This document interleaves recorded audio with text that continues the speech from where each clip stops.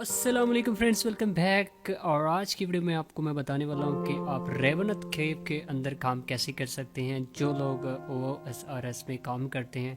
और रेवनत केव की तमाम स्ट्रेटजी, टेलीपोर्ट्स और उसके जितने भी मतलब के मेली गियर है और रेंज का गियर है, सब के बारे में मैं एक्सप्लेन करूंगा। कि मैंने सोचा कि एक गाइड बना दूं जो कि मैं आपको वहां पे जाके किल करके भी दिखाऊंगा और लो लेवल से लेके हाई लेवल तक की मैं पूरी की पूरी ये आपको गाइड दूंगा। सबसे पहले हम बात कर लेते हैं रेवनत केव के रिक्वायरमेंट्स के बारे में।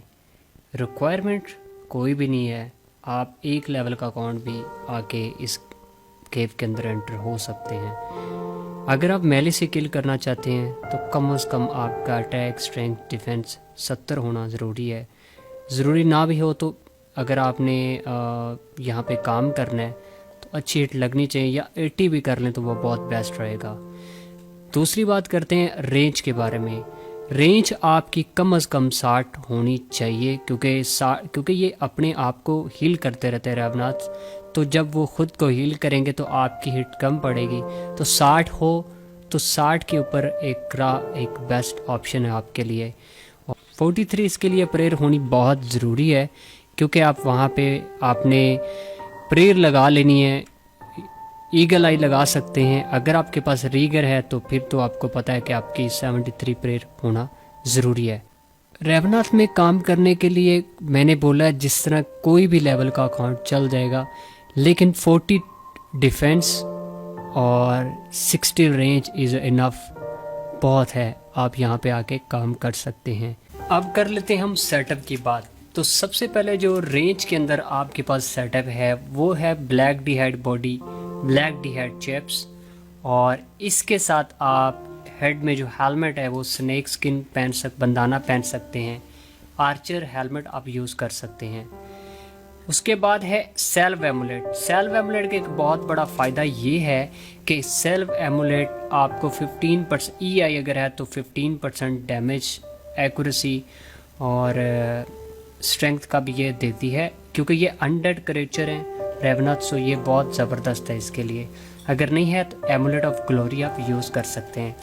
इसके साथ टॉक्सिक ब्लो पाइप एक बेस्ट ऑप्शन उस वक्त बनता है जब आपकी 9 रेंज हो जाए, ज़बरदस्त होगा फिर, या 95-90।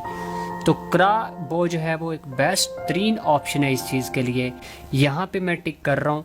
तो और उसके बाद अगर आपके पास कोई ब्लेसिंग है वो आप इसमें यूज़ नहीं कर सकते, क्योंकि यहाँ पे क्योंकि जब आप क्रा या टॉक्सिक ब्लॉक पाइप यूज़ करेंगे तो आप ब्लेसिंग यूज़ कर सकते हो, लेकिन उसके साथ कोई बुक ऑफ लॉ वगैरह या कुछ भी यूज़ नहीं कर सकते शील्ड की जहाँ पे। स्नेक स्किन बोट्स और रिंग ऑफ वेल्थ ये यूज़ कर सकते हैं। ये चीप, सबसे चीप तरीन ये वाला सेटअप जो मैं आपको दिखा चुका हूँ, ये रेंज के लिए। इस सेटअप के लिए आपकी रेंज कम से कम 70 होनी चाहिए, अदरवाइज आप ये सेटअप नहीं पहन सकते। नहीं तो आप रेड डी हाइड बॉडी पहन सकते हैं अगर आपका 60 है। उसके बाद हम मैली की तरफ आ जाते हैं। मैली में आप black D head body, black D head चेप्स, अगर आपने DS2 किए हुए तो मिथिकल केप पहन लें। केप अगर नहीं है तो कोई मसला नहीं है, वो इशू नहीं है।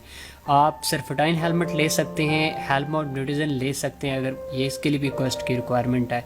और एमुलेट ऑफ टॉर्चर महंगा बहुत है, लेकिन आप उसकी जगह पे ग्लोरी पहन सकते हैं, ठीक है। और मंक रोब और मंक टॉप भी आप पहन सकते हैं, लेकिन ब्लैक हेड बॉडी को पहनने के लिए 70 रेंज का भी साथ होना ज़रूरी है। अगर आप अटैक, डिफेंस और सब कुछ 80-90 अक्सर लोगों ने किया होता है, लेकिन उनकी रेंज कम है तो फिर ये 70 होना ज़रूरी है। ड्रैगन डिफेंडर आपको मैं रिकमेंड नहीं करूँगा।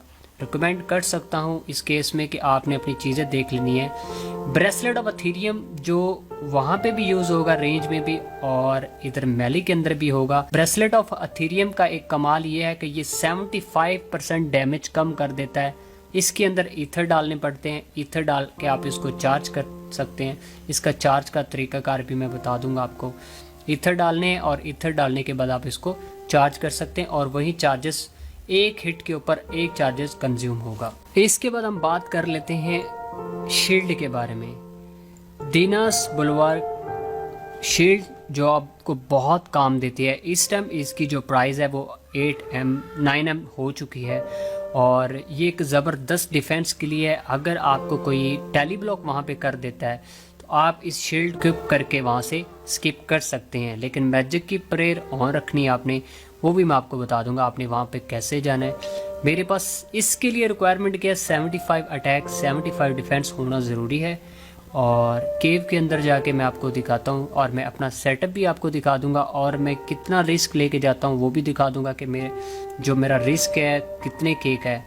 तो ये दीना बुलवार आप यूज़ कर सकते हैं जो कि आपको ग्रैंड एक्सचेंज से मिल जाएगी और कोई रिक्वायरमेंट नहीं है। 75 डिफेंस 75 अटैक होना है चाहिए और आप इसको इस्तेमाल कर सकते हैं। मेरे पास नहीं है अभी 75 अटैक डिफेंस, तो मैं उसके लिए क्या यूज़ कर रहा हूँ वो भी मैं आपको दिखा देता हूँ। जैसे कि आप मेरा सेटअप देख सकते हैं, जैसे कि क्रा है और साथ में मैं अभी अपनी सारी चीज़ें आपको 1 बाय 1 सारी दिखाता हूँ। ये ईथर मैंने रखे हुए हैं, ईथर भी क्रा में डालने और डाल के आप उसको चार्ज करके चेक कर लेना कि उस पर राइट क्लिक करके आप चेक कर सकते हैं भी कितने चार्जेस हैं। इसको एक्टिव करने के लिए 1000 चार्जेस लगते हैं क्रा के लिए, और जब आप केव के अंदर आपकी डेथ हो या बाहर हो तो 1000 चार्जेस वेस्ट हो जाते हैं। और उनकी जो चार्जेस नहीं, मतलब वो एक्टिव करने के लिए चार्जेस होंगे, उसके बाद जो आप डालेंगे वो चार्जेस में काउंट होंगे। और केव के बाहर डेथ हो अंदर हो, ये मेरा आप सेटअप देख सकते हैं, एक नॉर्मल सा सेटअप है। और केव के अंदर डेथ होगी तो भी आपका ये करा के चार्जेस जाएंगे, बाहर होगी तो भी जाएंगे। लेकिन केव के अंदर अगर आपकी डेथ हो जाती है तो आप ये चीज़ें देख सकते हैं कि मेरी 3 चीज़ें बचेंगी और ये 2,08,613 का रिस्क है। अगर मैं एक आइटम प्रोटेक्ट कर लेता हूँ तो मेरी रिंग ऑफ वेल्थ बच जाती है। और एक और बात बता दें, जो अगर मेरी यहाँ पे होती शील्ड तो मेरी वो प्लेट बॉडी जो मेरे पास है वो चली जाती, प्लेट बॉडी, और उसकी जगह पे मेरी शील्ड बच जाती। तो यहाँ पे मैं आपको ये एक ऑप्शन है पीके स्कल प्रिवेंशन जो सेटिंग के अंदर है, तो आपने इसको टिक करके रखना है। जैसे क्योंकि यहाँ पे अक्सर होता है कि हम किसी पे गलत क्लिक कर देते हैं, आप सिर्फ उस बंदे पे अटैक कर सकेंगे जो आप पे अटैक करेगा। पहले उसने अटैक किया तो आप उसके अगेंस्ट अटैक कर सकते हैं, अदरवाइज आप किसी दूसरे पे अक्सर मिस क्लिक हो जाता है, आपको डेंजरस लग जाती है और आपका करा भी जा सकता है अगर स्माइटेड हो गया। अगर प्लेयर गिर गई, आपको पता भी नहीं चला और स्माइटेड कर दिया सामने वाले ने, तो फिर आप समझो कि आपका करा भी जा सकता है। तो ये देखिए मैं 5 सुपर रिस्टोर और ये ब्रू में लेके जाता हूँ कोई 8-10। साथ में मैंने एंटी वेनम रखा होता है क्योंकि जब वो मारते हैं तो जहर भी लग जाती है। साथ में रेंजिंग पोशन है और ये टेलीपोर्ट फिरॉक्स के लिए है, ड्रिंग ऑफ ड्यूलिंग। ये साथ में एक मैंने ये एंगलर ले ली और कुछ मांटा रेज हैं। और सेटअप तो आप देख चुके हैं, बाकी दिखाता हूँ मैं। अब बात कर लेते हैं केव के टेलीपोर्ट के बारे में। अब देखें कि यहाँ पे जैसे आप फिरॉक्स आते हैं, फिरॉक्स में आने के बाद आप यहाँ से पैदल चल के यहाँ पे पास में ही रेवनत केव है, यहाँ से पैदल चल के यहाँ पे आएंगे तो रेवनत केव के अंदर आप जा सकते हैं और बर्निंग एमुलेट से भी वहाँ पे टेलीपोर्ट मार के आ सकते हैं। ठीक है, लेफ्ट में है टेलीपोर्ट, ठीक है ये वाला। और इसके बाद जो ऊपर है यहाँ पे भी रेवनत केव यहाँ सेंटर हो सकते हैं और यहाँ पे जो है रेवनत केव का टेलीपोर्ट ग्रैंड से मिलता है, वहाँ से भी आ सकता है। लेकिन वहाँ पे विल्डरनेस थोड़ा डीप हो जाता है, तो अबेलिस भी अगर है, अगर आपके घर पे लगी हुई है तो आप इसके थ्रू भी टेलीपोर्ट आप मारते हैं और हाउस के अंदर लगी हुई उसकी बात कर रहा हूँ। तो ये केव का रास्ता है, मैं इसलिए ये यूज़ करता हूँ क्योंकि मैं ग्रैंड से टेलीपोर्ट मार के इधर आता हूँ और यहाँ से फिर पैदल केव के अंदर, तो वो भी मैं आपको दिखाता हूँ। तो फिरॉक्स आने के बाद आपने ये वाला बैरियर क्रॉस करना है और यहाँ पे क्रॉस करने के बाद सीधा थोड़ा सा जाएंगे आप कुछ मीटर्स पे और सामने आपको केव की एंट्रेंस नज़र आ जाएगी। वहाँ से आपने एंट्री करनी और इंटर होने के बाद आपने अंदर चले जाना है। ब्रेसलेट ऑफ एथेरियम पहन के ज़रूर आना है, वरना ये आपको बहुत हिट करेंगे और इनका जो डैमेज है वो कम नहीं होगा। एथेरियम ब्रेसलेट ऑफ एथेरियम को चार्ज ज़्यादा से ज़्यादा 20 या 30 चार्जेस डालने, इससे ज़्यादा नहीं। इसके बाद ये छोटे इम्पलिंग हैं, ये भी बड़ा ड्रॉप देते हैं, तो इसलिए हम यहाँ से थोड़ा बहुत एक आधा किल करके हम आगे निकल जाते होते हैं। सामने आ जाते हैं ऑर्क जिनका लेवल है 105, तो यहाँ पे काफ़ी लोग इनको किल कर रहे हैं। यहाँ पे ये ऑर्क है, इसको मैं किल कर रहा हूँ। यहाँ पे कभी कभार आप अगर 4-5 किल करते हैं आपको ड्रॉपिंग नहीं मिलती तो कोई मसला नहीं है, उसके बाद अच्छी ड्रॉप का वेट करें। तो आप हिट देख सकते हैं कि मेरी रेंज जो है वो 85 है और हिट इतनी ही पड़ रही है। मेरी मैक्स हिट में भी 38 के अराउंड 39 तक जाती है। अगर मेरी रेंज और बढ़ जाती तो और भी जाएगी। इसके बाद अगर आपका रेंज का लेवल कम है तो ये जिस रास्ते से हम आए थे वो ऊपर वाली साइड से केव के एंट्रेंस है, तो यहाँ से अगर आप लेफ्ट जाते हैं, आप टाइल्स को मार्क कर लेना। अक्सर केव के अंदर लोग भूल जाते, जब पीकर्स आते हैं तो मारने के लिए तब बंदा भूल जाता है कि यार जाना किधर है।